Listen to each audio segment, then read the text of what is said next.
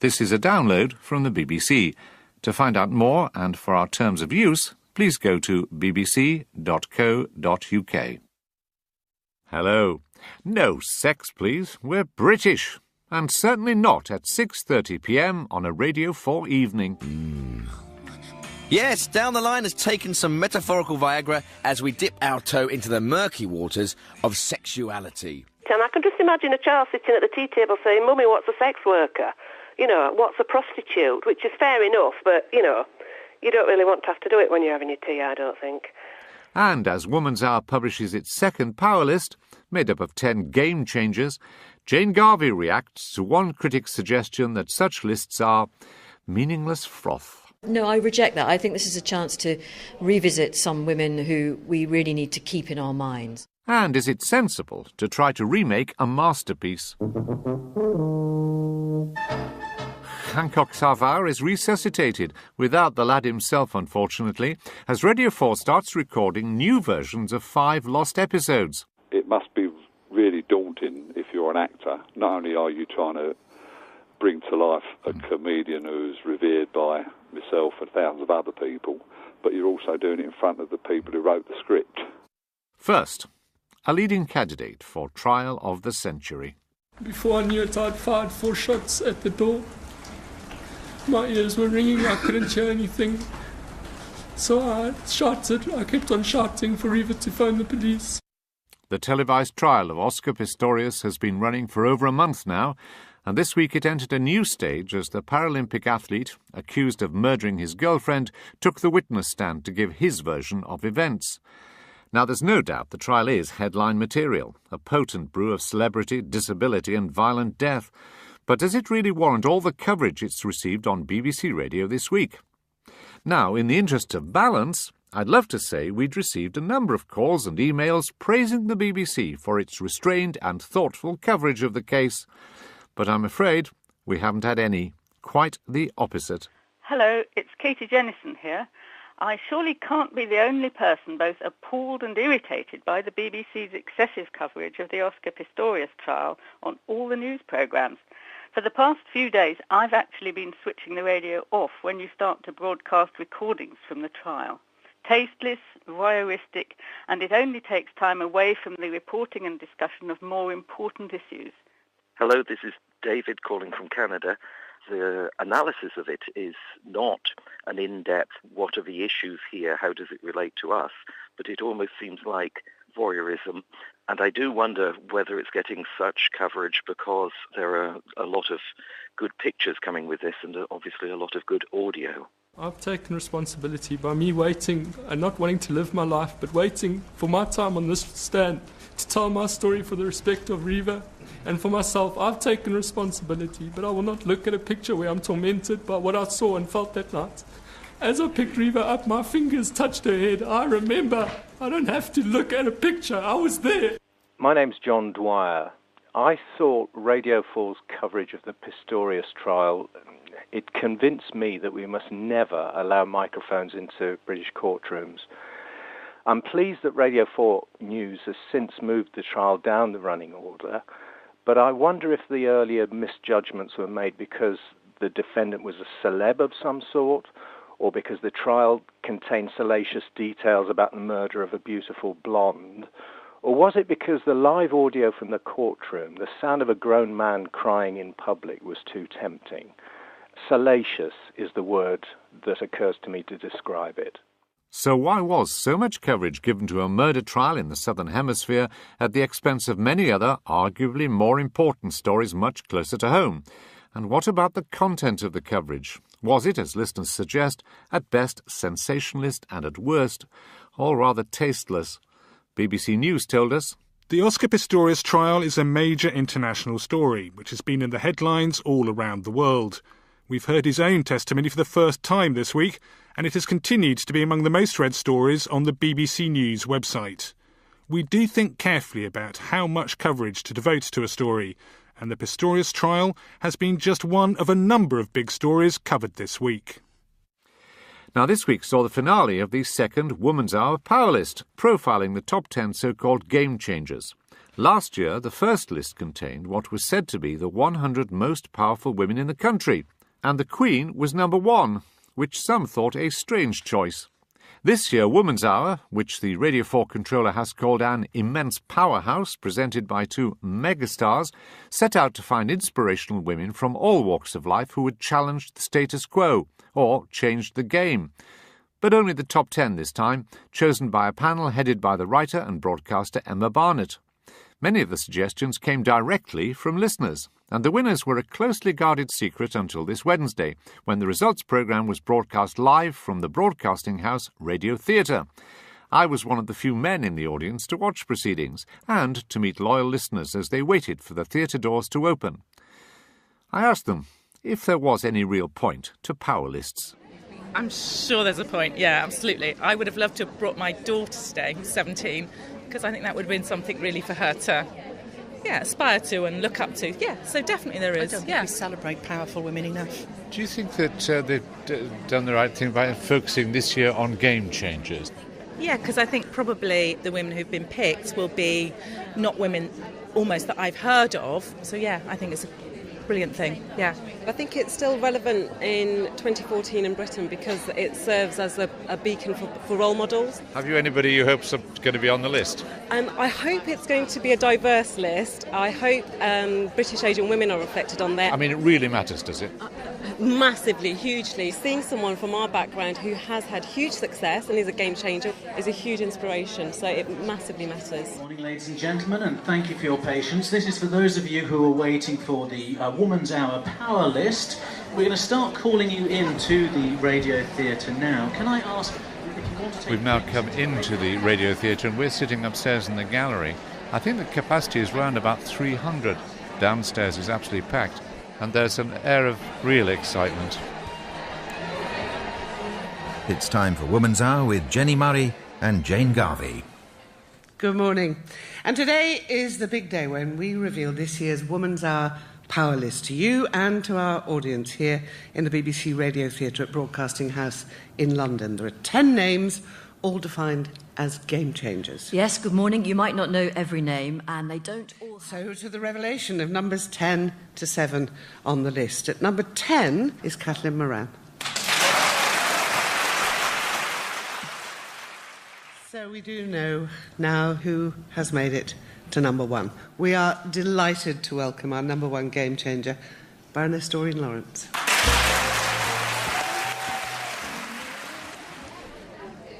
I'm now joined by 2 of, shall we say, the younger members of the audience. What did you think of the list? Did it surprise you? I thought there was a lot of people on there that I kind of assumed, like the everyday sexism, which I was really happy about. But it was nice to hear people that you didn't know about, and it was really inspirational, I think. Yeah, just hearing Doreen, I think someone said in there that it brought everyone close to tears, and it really did. I'm so glad she was number 1. Were you surprised by the list? Do you approve of it? Well, I was surprised by the list because it was like people unknown to me, and yes, I do approve of it. I think the message was that you don't have to be famous to make a difference and change the game. I thought it was quite interesting because most of the ladies I didn't know, like the case with Doreen was older than I am, so I wasn't very aware of what had actually happened. What was your reaction to the list? Do you think did it surprise you? Did any names on there surprise you? A lot of these people on Twitter, so I wasn't surprised by the shortlist. Laura Bates, I think, certainly the Girl Guiders. Mary Beard would have been a welcome addition, but otherwise delighted, I think. This is the second year. Should there be a third year? Is there, is there a fifth and a sixth? So. It needs to keep going. Absolutely. Well, after talking to the audience, I was given an audience myself with Jane Garvey.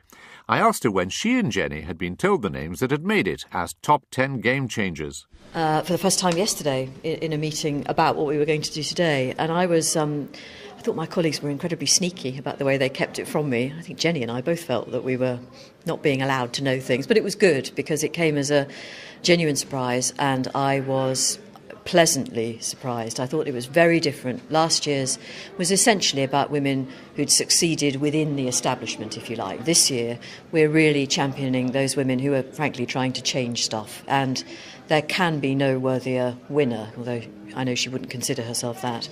than Doreen Lawrence. And I thought the reaction to the announcement in the room, in the Radio Theatre, was really very touching. And not only her, it was interesting to me watching people's reaction to a number of the people who are on the list of genuine emotion and genuine warmth. But there are some people who think it's questionable to do such things. I mean, to quote Gillian Reynolds, I think, she said that it was such lists are meaningless froth. That's what she wrote. Meaningless froth. I think that's a bit harsh. I think people sometimes need a reason to think about women like Julie Bailey, for example, the NHS whistleblower. Here's another reason to talk about what happened to Doreen Lawrence. And I reject that. I think this is a chance to revisit some women who we really need to keep in our minds. But isn't there a paradox here? That what you've got is a list of people, you've emphasised social activism. Their power is to put the issue in the public arena, but in terms of taking decisions about what then happens, you have to have women in power, the conventional power structure, if you like, to implement those things.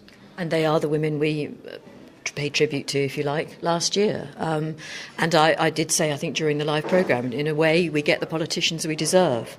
So maybe listening to that programme today might have influenced some of the young women in that room, because there were a lot of young women in the Radio Theatre, some of the young women on school holidays listening at home, to get off their backsides and to go into politics. Because you're right, of course that's where the power still lies, and we do need more women. And of course all this on the day that Maria Miller resigned. And the other thing that struck me about these awards was the role of Twitter, Facebook, the new, as it were, digital means of communication. Are they as significant as we think? I am on Twitter. I'm a fan of Twitter. I don't do any other form of social media. I think it has enormous strengths. I also think it can be mind-bogglingly inane. The daily audience to an edition of Woman's Hour, listening live, is about 1.7 million people.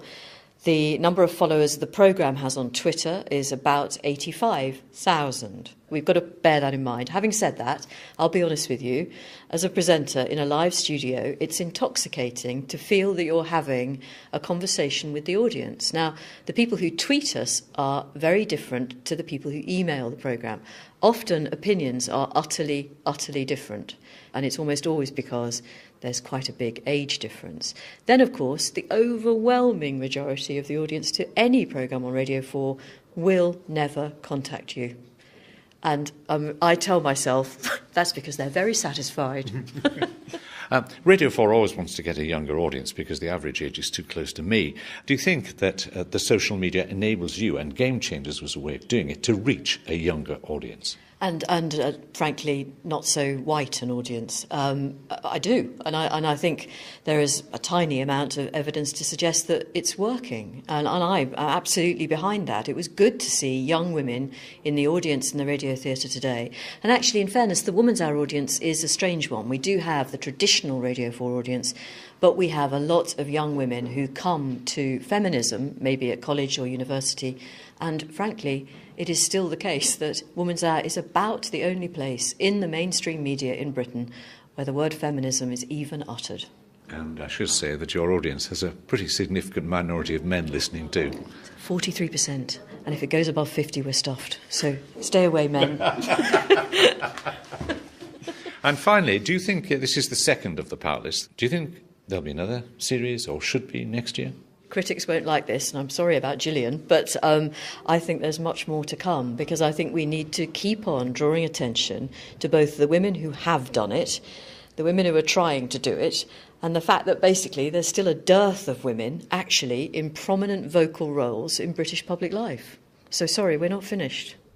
I never said you were. Our thanks to Woman's Hour presenter Jane Garvey and to the audience of this week's Power List programme. And as ever, if you have any comments about Woman's Hour, the Game Changers list, or anything to do with BBC Radio, we're here, ready and waiting to put those points to the executives you pay for via the licence fee. You can write to feedback, PO Box 67234, London SE1P 4AX, or leave a phone message on 03 333 444 544. Standard landline charges apply, but it could cost more on some mobile networks. Or you can send an email to feedback@bbc.co.uk. And you can tweet us at BBCR4Feedback. All those details are on our website. Now, like a lot of Radio 4 comedy, the spoof phone-in Down the Line divides audiences. For every fan of the Paul Whitehouse and Charlie Hickson-produced show who love its heightened realism and near-the-knuckle humour, there's a sceptical voice bemused by the whole concept. But even some of its supporters were left spluttering into their evening meals during this week's programme. Hello, Feedback. My name's Louise. I believe the theme was sexuality, which is fair enough, but as the programme continued, the themes seemed to get ever more graphic. I was disturbed really because I really usually enjoy this programme. It's a good laugh, so I was very, very disappointed by this last night. Are you ringing in as a slag or a tart? Well, I don't really think either of those tags are appropriate to any women. I find them extremely offensive. I'm a sex worker. I'm Alison Cook and I'm from Liverpool. And last night I listened to Down the Line whilst eating dinner with my husband and young daughter. No warning was given before the programme started as to the nature of the content. The programme contained many references towards sexuality, sexual intercourse, and then made references to gay sex on Hampstead Heath, rough sex, masturbation, and twice used the words slag and tart. If any of you have been in a brothel, why not ring in and tell us your experiences inside one? Are they good? Are they bad? Have you got any funny stories? Hello, I'm Nick, and I'm calling from deepest Herefordshire. At that hour of the day, you must know that children are at home with their parents having tea. Between 4 o'clock and 7 o'clock is when kids are most likely to be at home. Now, we know that there's no such thing as a watershed on radio, but presumably that fact doesn't give schedulers carte blanche to broadcast whatever they like, whenever they like. So why was such adult content broadcast in an early evening slot? No one was available from Radio 4 to explain in person, but they did send us a statement. While Radio 4 is an adult-oriented radio station, we are always mindful about audience expectations when we make scheduling decisions. The 6:30pm comedy slot is well established as somewhere you may hear challenging and cutting-edge content, as was the case with this repeat episode of Down the Line. We always take steps to alert listeners about the nature of the programme they are about to hear, and the topic of this programme was made clear at the start, with the content building gradually. Now, this week, the BBC Editorial Complaints Unit ruled on listeners' complaints about this item on the Today programme back in November. The director of the Institute of Economic Affairs and a smoker himself, Mark Littlewood, says it's extraordinary that people would believe... It was about government plans to force cigarette manufacturers to use plain packaging as a means to reduce smoking. The early evidence suggests no change at all on smoking prevalence. And, lo and behold, the black market in cigarettes has jumped markedly. We had a number of complaints at the time of the original broadcast, after our email address was published in an article on the issue in The Guardian, encouraging people to complain to the BBC, saying it should have been pointed out that the Institute of Economic Affairs is, in part, funded by the tobacco industry. This week's ruling, however, stated... The Editorial Complaints Unit agreed with the response from BBC News, which acknowledged that information about the political orientation of the Institute of Economic Affairs should have been provided, but that there was no requirement to explore sources of funding. For their part, Today simply told us they note the findings of the ECU ruling. Now, that ruling struck a chord with Feedback listeners Bob Mountain and Tony Chinnery, who have raised similar concerns about the issue of contributors not declaring their interests. My name is Tony Chinnery, and I believe that the people who are invited to speak on Radio 4, it should be clear to the public on whose behalf they're speaking, who their paymasters are, and whether they represent an impartial organisation or some pressure group. Bob Mountain, I live in Hertfordshire. What I'd like is for think tanks and people who put themselves forward as independent observers to be required to say whether they have a financial interest. It seems to me to be very unsatisfactory that think tanks should be able to come on the radio or on TV and put a point of view without explaining what financial interests they may or may not have. So what are the BBC guidelines when it comes to think tanks, politicians and other interested parties giving their views on controversial subjects? And why does the BBC not mention how such groups are funded? David Jordan is the BBC's Director of Editorial Policy and Standards. If you think about it, we could spend an awful lot of time on air saying how individual think tanks are funded. Once upon a time, I worked for a pressure group called the Low Pay Unit many years ago. And I think the clue is in the title if you say somebody from the Low Pay Unit. Likewise, if you say somebody from the TUC or somebody from the CBI or so on and so forth, in most cases, it's fairly obvious where people are coming from and so on and so forth. We could spend an awful lot of time, given how many bodies are responsible for funding think tanks, going into the details if you funded them. Well, let me give you a theoretical example. Supposing that an organisation in favour of nuclear power made a large donation to an organisation which then advocated a great deal of expansion in nuclear power. Wouldn't it be relevant for us to know about that contribution? Yes, and I think you put your finger on the relevant point. Where there is a clear relevance to the funding, and where the funding might, for example, be obscured by the apparent objectivity of the person that you're talking to or the group that's being talked to, then I think there is there should be a general inclination to indicate where funding comes from. And the example, you've just given a good example in the nuclear industry. The example I would give is if you have an academic who is researching into a particular drug, and it turns out that his or her research is being funded by a pharmaceutical company, it seems to me that that's a relevant fact to the discussion. But it may not be relevant if it's kind of really rather obvious that his funding is coming from the General Medical Council or the Research Council or something of that nature. So whilst I'm sympathetic to situations where the funding could be relevant to the view that's being taken, I'm less sympathetic to listing everybody's funders every time we interview somebody on the radio or even on a programme like this. But there is a requirement to state a think tank's position where it is on the political spectrum. In most cases it's fairly obvious that things are either left-leaning or right-leaning, or they're free market or they're not free market or what have you, and those sort of short labels sometimes help audiences understand where people are coming from, and we suggest that they should be used. I mean, our editorial guidelines say that we shouldn't automatically assume that contributors are unbiased, and we may need to make it clear to the audience when contributors are associated with a particular viewpoint. And I think that applies particularly, not so much to think tanks where short descriptors can help, but particularly to people who audiences might otherwise assume are being objective in their views and simply evidence-based, but where they come with a particular viewpoint already. So I think one needs a degree of judgment in this, which is why occasionally I'm sure we get this wrong. It does require a bit of judgment. What kind of information does the audience need in order to make sure that they're fully aware of any viewpoints that the contributor may have come to the party with, rather than having worked out on the basis of evidence or objective or the objective research that's available. And that would be true about individuals, would be, if they have non-executive directorships. You don't tell everyone they've got, but where there would be one that might be particularly relevant to the subject and discussion and so on, you would mention it. I think it would be sensible to do so in those circumstances, yes, where it could have a relevance, and where, particularly if the person concerned seemed to be a kind of an objective observer of the scene, rather than somebody coming to the party with a viewpoint. If you say someone's from the CBI, you know that broadly speaking they're representing British industry. If you say they're from the TUC, you know that broadly speaking they're representing British trade unionism. So you know where people are coming from with that. But if you just so and say it's Mr. X, and Mr. X is normally associated with taking a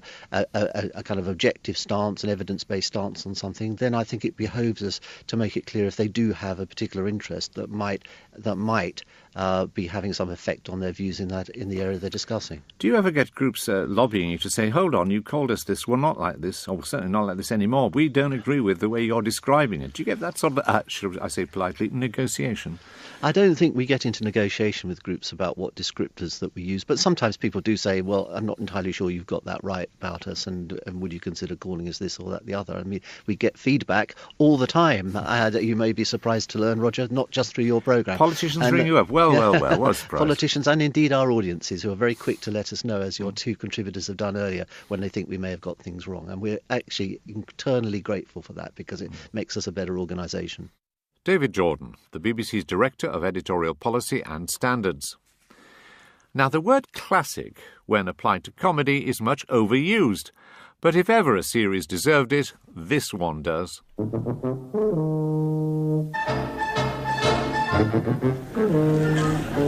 Oh, it's you under the table. I wonder what I have my feet on. What are you doing under there? Came home drunk again last night, I suppose. I did not. I slept under the table because it's the only part of the house where the rain can't get at me. Oh, is it? Well, I'm having it tonight. I'm fed up with going to bed in my raincoat and Wellingtons. The trials and tribulations of Anthony Aloysius St John Hancock of 23 Railway Cuttings East Cheam ran for a total of 103 radio episodes between 1954 and 1959, but 20 are missing from the BBC archives. Now, Radio 4 has announced it's going to remake 5 of those missing editions, with actor Kevin McNally taking over the Hancock role. He's best known for his parts in the Pirates of the Caribbean movie series. The first remake was recorded this week, and a very lucky listener who managed to snaffle one of the much-in-demand tickets was Andrew Claydon, who also just happens to be Vice President of the Tony Hancock Appreciation Society. Very pleased with it myself. They did justice to the scripts, because this is a script that hasn't been heard for 60 years, because it was wiped by the BBC. BBC wiped quite a few things, I'm afraid. What did Galton and Simpson themselves think of it? Well, I was fortunate enough to talk to Alan Simpson, because he was sitting in the audience, and I put my hand on his shoulder and I said, well, what did you think of that? And he said, very, very pleased. He said, especially Kevin McNally, who was the Tony Hancock character, he's obviously listened to Hancock and seen him, a lot of his mannerisms, the timing, which was the great thing about Hancock. He got off to a T. All the other characters were really good. It must be really daunting if you're an actor. Not only are you trying to bring to life a comedian who's revered by thousands of other people, but you're also doing it in front of the people who wrote the script. So do you think it's fine to, record Hancock where we've lost the actual original radio recordings, but where they exist, and Hancock's own voice is on it, we should just leave it alone? Just rerun the old great programmes? Well, yeah, from us in the Tony Hancock Appreciation Society, yeah, we'd always say, yeah, brilliant. But even then, I think there's still an opportunity. These scripts, they're timeless in that respect. It appeals to all ages. That's what I find. I am a blood donor for my sins, and you'll get people there saying, oh, a pint, that's very nearly an armful, and they probably don't know where it originates from, but it's something that's lasted the test of time. Andrew Claydon, Vice President of the Tony Hancock Appreciation Society, who's already had a taste of the new radio version. The rest of us will have to wait until November. Feedback, however, will be back at the same time next week, when the editor of Today, Jamie Angus, will be here to answer your questions about his programme. So please do get in touch. Goodbye. This is a download from the BBC. To find out more and for our terms of use, please go to bbc.co.uk. Hello. No sex, please. We're British. And certainly not at 6:30 p.m. on a Radio 4 evening. Yes, Down the Line has taken some metaphorical Viagra as we dip our toe into the murky waters of sexuality. And I can just imagine a child sitting at the tea table saying, Mummy, what's a sex worker? What's a prostitute? Which is fair enough, but, you don't really want to have to do it when you're having your tea, I don't think. And as Woman's Hour publishes its second power list, made up of 10 game changers, Jane Garvey reacts to one critic's suggestion that such lists are meaningless froth. No, I reject that. I think this is a chance to revisit some women who we really need to keep in our minds. And is it sensible to try to remake a masterpiece? Hancock Savard is resuscitated, without the lad himself, unfortunately, as Radio 4 starts recording new versions of 5 lost episodes. It must be really daunting if you're an actor. Not only are you trying to bring to life a comedian who's revered by myself and thousands of other people, but you're also doing it in front of the people who wrote the script. First, a leading candidate for Trial of the Century. Before I knew it, I'd fired 4 shots at the door. My ears were ringing, I couldn't hear anything. So I shouted, I kept on shouting for Eva to phone the police. The televised trial of Oscar Pistorius has been running for over a month now, and this week it entered a new stage as the Paralympic... Reporting and discussion of more important issues. Hello, this is David calling from Canada. The analysis of it is not an in-depth, what are the issues here, how does it relate to us, but it almost seems like voyeurism. And I do wonder whether it's getting such coverage because there are a lot of good pictures coming with this and obviously a lot of good audio. I've taken responsibility by me waiting and not wanting to live my life, but waiting for my time on this stand to tell my story for the respect of Riva and for myself. I've taken responsibility, but I will not look at a picture where I'm tormented by what I saw and felt that night. As I picked Riva up, my fingers touched her head. I remember. I don't have to look at a picture. I was there. My name's John Dwyer. I thought Radio 4's coverage of the Pistorius trial, it convinced me that we... Athlete, accused of murdering his girlfriend, took the witness stand to give his version of events. Now, there's no doubt the trial is headline material, a potent brew of celebrity, disability and violent death. But does it really warrant all the coverage it's received on BBC Radio this week? Now, in the interest of balance, I'd love to say we'd received a number of calls and emails praising the BBC for its restrained and thoughtful coverage of the case. But I'm afraid we haven't had any. Quite the opposite. Hello, it's Katie Jennison here. I surely can't be the only person both appalled and irritated by the BBC's excessive coverage of the Oscar Pistorius trial on all the news programmes. For the past few days, I've actually been switching the radio off when you start to broadcast recordings from the trial. Tasteless, voyeuristic, and it only takes time away from the... We must never allow microphones into British courtrooms. I'm pleased that Radio 4 News has since moved the trial down the running order, but I wonder if the earlier misjudgments were made because the defendant was a celeb of some sort, or because the trial contained salacious details about the murder of a beautiful blonde, or was it because the live audio from the courtroom, the sound of a grown man crying in public, was too tempting? Salacious is the word that occurs to me to describe it. So why was so much coverage given to a murder trial in the Southern Hemisphere at the expense of many other, arguably more important stories much closer to home? And what about the content of the coverage? Was it, as listeners suggest, at best sensationalist and at worst, all rather tasteless? BBC News told us, the Oscar Pistorius